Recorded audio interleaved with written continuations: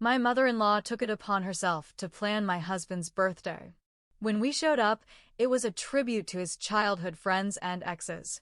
We wanted to remind him of happier times, she said. What he said during his speech changed everything. My mother-in-law, Barbara, had a knack for taking over. Living in Chicago, she was always around, offering unsolicited advice and dropping by unannounced. But when she decided to plan my husband Mark's 35th birthday party without telling me, it felt like a step too far. I found out about the party through a group text Barbara sent to friends and family. Surprise party for Mark. This Saturday at 7 p.m. at Lakeside Banquet Hall, the message read. I was stunned. Not only had she taken over the planning, but she hadn't even mentioned it to me. Trying to keep the peace, I decided to go along with it. Mark, ever the peacemaker, sighed when I told him but agreed to attend. When we arrived at the banquet hall, the first thing I noticed was a large banner that read, Happy Birthday, Mark. A trip down memory lane. The walls were covered with photos from Mark's past, childhood snapshots, high school moments, and college days. At first, it seemed sweet. But as I looked closer, I saw numerous pictures of Mark with his ex-girlfriends and old friends he no longer spoke to. One table even had memorabilia from his previous relationships, love letters, gifts, and trinkets. It felt like a shrine to his past loves. Barbara approached us, beaming. Do you love it? We wanted to remind you of happier times, she said, her eyes gleaming with excitement. Mark's jaw tightened. He glanced at me, his eyes filled with a mix of anger and embarrassment. Taking a deep breath, he walked to the center of the room where a microphone stood. He tapped it, and the room fell silent. Thank you all for coming tonight, Mark began, his voice steady but firm. I appreciate the effort put into this event. However, I need to address something. He paused, scanning the room. While I cherish my past and the experiences that have shaped me, I've moved forward. I'm grateful for my life now, especially for my wife, who has been my rock and partner in every sense. He looked at me, squeezing my hand. Turning to his mother, he continued, Mom, I know you meant well, but this party doesn't reflect who I am today. It's important to honor the present and the people who are part of my life now. Barbara's face turned red. I was only trying to do something nice, she muttered. Mark nodded. I understand, but moving forward, please consult me before planning such events. The room was thick with tension. Some guests shifted uncomfortably, while others nodded in agreement. Mark's old friends and exes looked particularly awkward. After that night, boundaries were firmly established. Barbara became more cautious about involving herself in our affairs without permission. It was a turning point in our relationship with her, one that emphasized the importance of respecting our autonomy as a couple. Reflecting on it now, I realize how crucial it was for Mark to stand up that day. It not only set the tone for our future interactions with Barbara, but also reinforced our unity as husband and wife. Family dynamics can be challenging, especially when dealing with overbearing relatives. But asserting boundaries and communicating openly can lead to healthier relationships and mutual respect. After that night, things were quiet. Too quiet. Barbara didn't say much in the days that followed the party. She didn't call, didn't show up like she usually did. At first, I thought maybe the message had finally landed. Maybe she got it. But nope.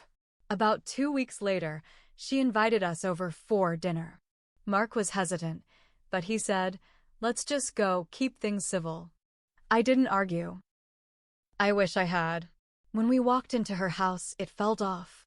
The lights were low, candles on the table, and soft jazz playing in the background like we were at some strange date night restaurant.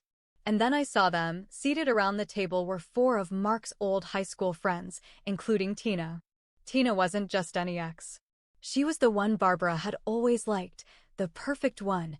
She never stopped mentioning, even years after we were married. Oh! Surprise! Barbara said, walking out of the kitchen, wiping her hands on a floral apron like we were in some sitcom. I thought it would be fun to reconnect. Mark's face froze. I felt my stomach drop. Tina was in town, Barbara added, and I just thought, well, you kids had such a spark back then.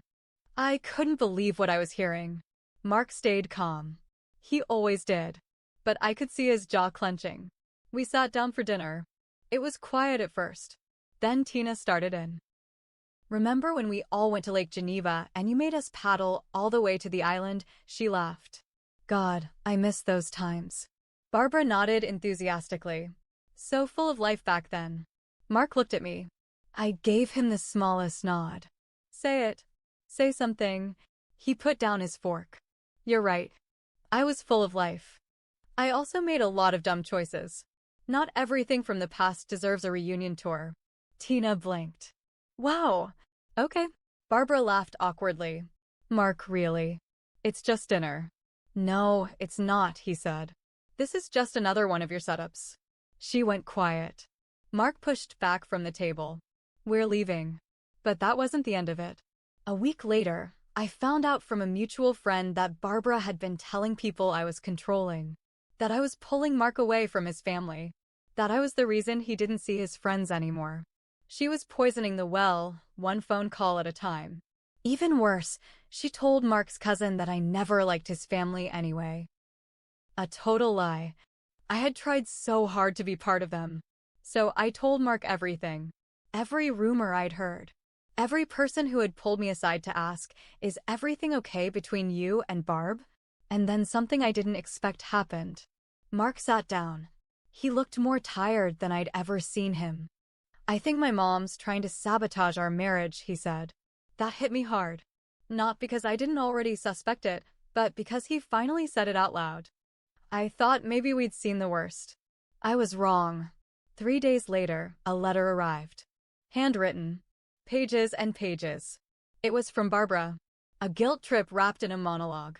She called me a thief of time, accused me of stealing her son's loyalty, said I had turned him into a stranger she no longer recognized. I didn't respond. But Mark did. He mailed it back with one sentence added at the bottom, I'm not yours to control anymore. A few days after Mark sent the letter back, everything went quiet again. Too quiet. But if I'd learned anything by now, it was that with Barbara, silence didn't mean surrender. It meant she was planning. And yeah, she was. One morning, Mark got a call from his job's HR department. They were just following up on a concern. A concern? Apparently, someone had sent an anonymous email claiming Mark was emotionally unstable and under pressure at home. The message hinted at a family situation affecting his judgment at work. The phrasing was careful, but clearly personal. Mark was furious. Only one person would pull this, he said. Only one person even knows enough to word it like that. He confronted her. She denied it, of course. Said she was shocked someone would say such horrible things about her son. He didn't believe her. But here's the thing. Barbara didn't stop there. She changed tactics. Out of nowhere, she started posting old pictures of Mark on Facebook. Him and Tina. Him and his old high school friends. Pictures that had no business showing up now. Captions like, the good old days. Before things changed. Or, back when he smiled more. It was petty. But it worked. People started messaging Mark. Asking if he was okay. If I was okay. If we were going through something. It messed with his head. Made him second-guess everything. And then it got worse. Barbara showed up at his office. Uninvited. Walked right into the lobby with a Tupperware of his favorite casserole like it was 2005 and he still lived at home. Told the receptionist she was dropping off something for her baby. He had to walk her out in front of coworkers. He came home that night quiet. Sat down, took off his shoes, and stared at the wall. She's trying to wear me down, he said finally. She wants me to snap so she can be the victim again. And that's when he suggested the unthinkable. What if we moved? I was stunned. He'd lived in Chicago his whole life. His job, his friends, everything was here. But he was serious. Some space might be the only thing that works. She won't stop otherwise. We talked about it for days. We didn't make a final decision, but we started looking at places, quiet suburbs, even some options out of state. Just to see. And somehow, Barbara found out. She sent an email. Not to us, to Mark's boss. She accused me of pressuring Mark to relocate away from his family support system. She claimed I was interfering with his career growth for selfish reasons. That was it. Mark didn't just get angry. He got cold. Like stone. He took the email, printed it out, and scheduled a meeting with HR himself. Showed them everything. Explained everything. Put it all on the table. Then he blocked her. Phone, email, social media. She showed up at our house 2 nights later, banging on the door, screaming, crying. I've never seen Mark that way. He opened the door and just said, "You've burned every bridge, Mom. I warned you." He closed it before she could respond. And the very next morning, we got a letter in the mail. It was from Barbara's lawyer. So yeah, a lawyer. We opened the envelope in total silence. I already knew it wasn't going to be good, but I wasn't prepared for how bad it actually was. Barbara was threatening to file for grandparent visitation rights. We didn't even have kids. In her mind, she was preemptively setting up for a custody situation. She claimed we were emotionally unstable, that I was alienating her son from his family, and that when we eventually had children, she wanted court-protected access to them. It was insane. Mark laughed when he read it. Not a happy laugh. One of those I'm losing my mind laughs. Then he crumpled the letter and threw it across the room. He called the lawyer listed. The guy sounded almost embarrassed, like even he knew this was messed up. He admitted Barbara had been very emotional and that she'd paid him in cash to send the letter, just to make a point. A point? That's when something in Mark just snapped. He pulled out a folder we had kept over the past year. Every message, every voicemail, every social media post, every ridiculous stunt she pulled. He emailed all of it to the lawyer with a message that read, "Tell your client she doesn't know what war looks like yet." He wasn't kidding. First thing Mark did? He filed a formal complaint against her for harassment. Not just through personal means, but also through attempts to interfere at his workplace. Second, he made an appointment with a therapist, not for himself, for Barbara. She had been begging for family counseling for years when things went south. So now he gave her what she claimed to want, except it was with a court-appointed psychologist who would determine if she was mentally fit to be around us again. Third, he sent a message to every family member who had been caught in her lies. "I'm done pretending things are okay. Here's what she's done. If you side with her, we're done too." Some were shocked. A few backed off. But most? Silence. Because deep down, they'd always known she was like this. No one ever said anything. No one wanted to deal with her rage. I'll admit something here. I made mistakes too. I let things slide too many times. I smiled when I should have said, no. I told myself to be polite, to keep peace, to not start drama. But by keeping quiet, I gave her space to keep going. I enabled her, even when it hurt me. So I wrote her a letter too. Not emotional. Not angry. Just facts. You treated me like a rival. Like I was something you had to beat. You never saw me as part of your son's life, only a threat. You never asked what we wanted, only pushed your own version of family. That's over now. I will not apologize for protecting my marriage from you. We mailed it. Certified. She never responded.